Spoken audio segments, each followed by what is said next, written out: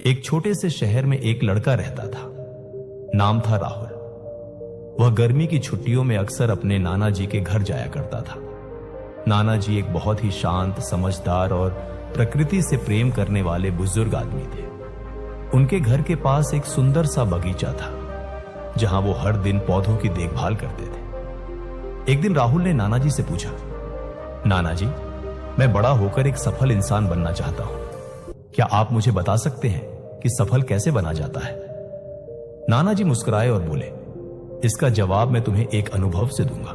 चलो मेरे साथ। वे दोनों नर्सरी गए और वहां से 2 पौधे लेकर लौटे।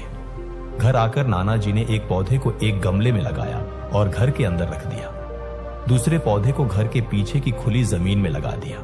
फिर नाना जी ने राहुल से पूछा, बेटा, तुम्हें क्या लगता है कि इन दोनों में से कौन सा पौधा भविष्य में ज्यादा अच्छा और बड़ा बनेगा?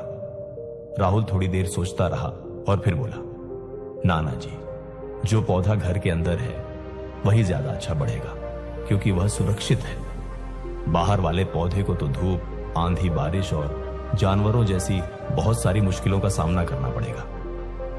नाना जी मुस्कुराए और बोले, ठीक है बेटा, तो चलो देखेंगे कि आगे क्या होता है। छुट्टियां खत्म होने के बाद राहुल अपने घर लौट गया। 5 साल बाद राहुल फिर गर्मी की छुट्टियों में नाना जी के पास आया। राहुल ने कहा, नाना जी, पिछली बार मैंने आपसे सफल कैसे बना जाता है ये पूछा था, लेकिन आपने जवाब नहीं दिया। इस बार आपको मुझे जरूर बताना होगा। नाना जी मुस्कुराते हुए बोले, चलो तुम्हें तुम्हारे सवाल का जवाब देते हैं, लेकिन पहले उन पौधों को देखिए जो हमने साथ लगाए थे। वे पहले उस पौधे के पास गए जो गमले में और घर के अंदर था। वह पौधा अब थोड़ा बड़ा होकर एक छोटा सा पेड़ बन चुका था। फिर वे बाहर गए जहां दूसरा पौधा लगाया गया था। वहां एक विशाल वृक्ष खड़ा था, जिसकी शाखाएं दूर दूर तक फैली थी और जो राहगीरों को छाया दे रहा था। नाना जी ने राहुल से पूछा, अब बताओ बेटा, इनमें से कौन सा पौधा ज्यादा बड़ा और सफल बना और क्यों? राहुल बोला, नाना जी, जो पौधा बाहर था वही ज्यादा बड़ा और सफल बना। लेकिन यह कैसे हुआ? उसने तो इतने खतरे झेले होंगे, धूप, बारिश, आंधी, फिर भी यह इतना बड़ा हो गया। नाना जी ने मुस्कुराते हुए कहा, बिल्कुल बेटा, बाहर वाले पौधे को बहुत सारी मुश्किलों का सामना करना पड़ा, लेकिन इन मुश्किलों ने ही उसकी जड़ों को मजबूत बना दिया। उसे खुली जमीन मिली जहां उसने अपनी जड़ों को जितना चाहे फैला लिया। बारिश और तूफानों ने उसकी परीक्षा ली और उसने हर बार उन्हें पार किया। इसलिए आज वह इतना मजबूत है कि छोटी मोटी आंधियां उसका कुछ नहीं बिगाड़ सकती। जबकि जो पौधा हमने गमले में और घर के अंदर रखा, उसे किसी परेशानी का सामना नहीं करना पड़ा।